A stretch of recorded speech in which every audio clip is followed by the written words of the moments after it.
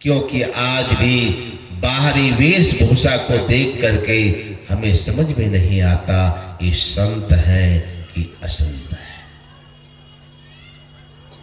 वेश से तो पता नहीं चलता, लेकिन यह भी बात जरूर है कि वेश से कोई संत होते भी नहीं।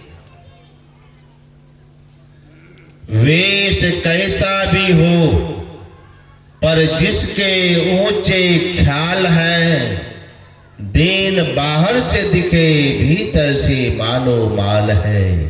कोई कहता भिक्षु है, कोई कहे कंगाल है, पर गुदरी पहने वह तो गुदरी का नाम है। जरूरी नहीं है। हमारे पूज्य बाबा कहा करते थे कि संत, इस संत के वेश में भी आप हो सकते हैं। संत आप धोती कुर्ता पैंट पहनते हैं तो उसमें भी आप बन सकते हैं।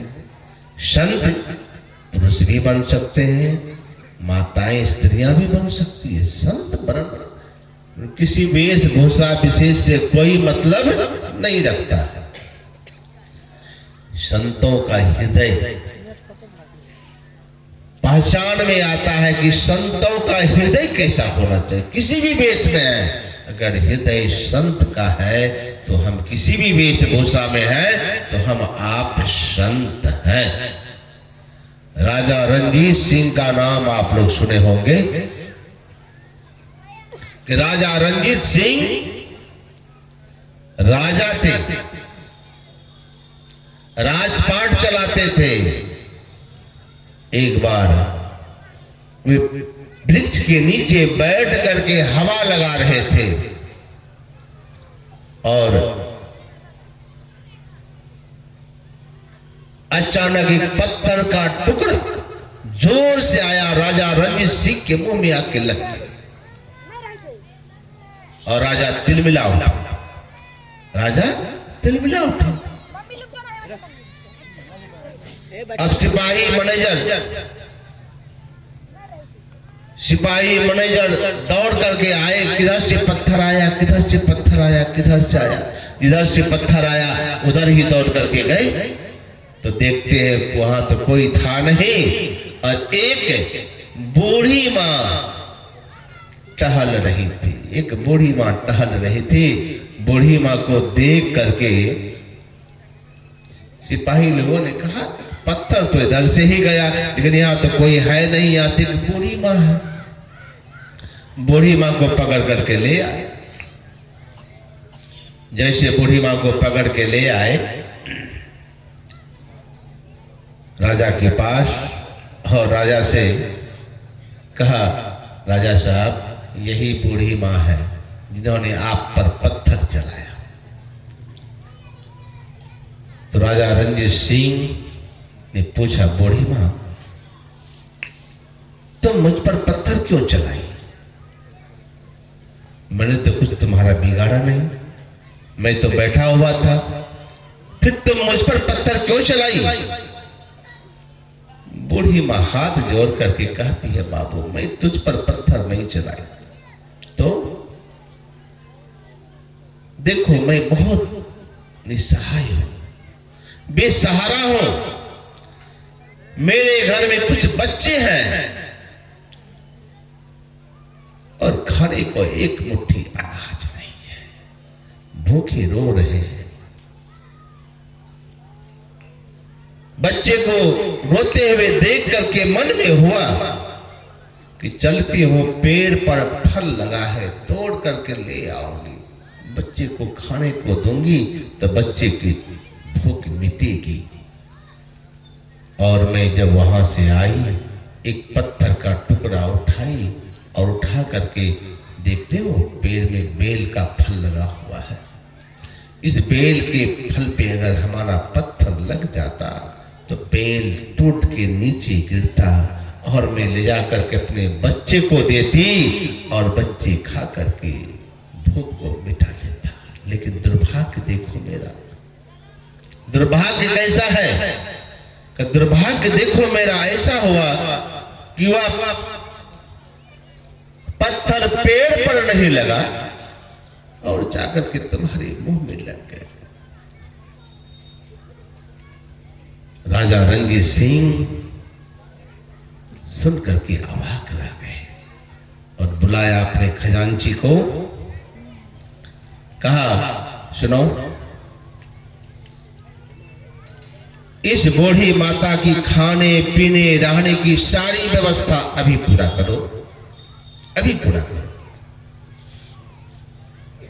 मंत्री कहते हैं बादशाह सलामत, इन्होंने पत्थर मारा है आपको, ये तो आपके अपराधी हैं और आप इनको खाने पीने की व्यवस्था करने के लिए आपने आदेश दे दिया। तो राजा रंजीत सिंह ने कहा, मंत्री तुम क्या बोलते हो, कुछ पता है?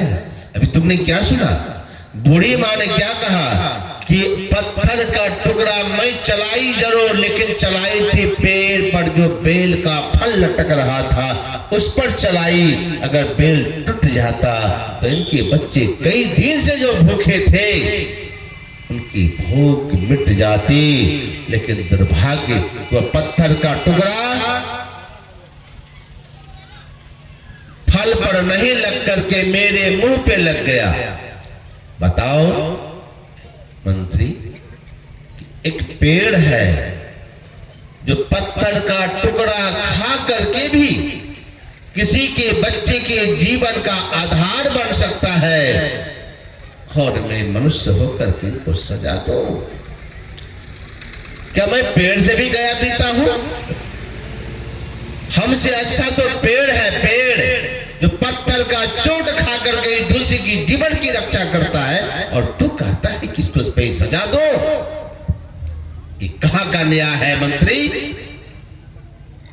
शिक्षा लो, शिक्षा लो एक पेड़ से कि पत्थर खा के भी दूसरे की जीवन का आधार बनता है। इसलिए मैंने कहा इस बूढ़ी मां की सारी आवश्यकताएं अभी पूरी की जाए, सारा खाने पीने सब व्यवस्था इनको अभी किया जाए। मैंने यह आदेश दिया। वेश था साधु का, वेश था साधु का, लेकिन वेश था साधु का, लेकिन हृदय था किसका? वेश था राजा का, लेकिन हृदय था साधु का। कोई वेशभूषा नहीं था, साधु का हृदय वेश था राजा का। मतलब कोई भी वेश से साधु नहीं होते हैं, साधु का हृदय होता है, साधु का रहनी होता है। आज भरत जी कहते हैं, भरत जी कह रहे हैं कि हे प्रभु हमें ऐसे साधुओं का लक्षण बताइए, साधु का रहन सहन लक्षण कैसा होता है? तो भगवान ने कहा कि हे भरत भाई, संत यशन तन कैसी करने, जिमे कुठार चंदन आचरणी। का जैसे कुल्हाड़ी का व्यवहार होता है, कुल्हाड़ी का क्या व्यवहार होता है और चंदन का व्यवहार क्या होता है?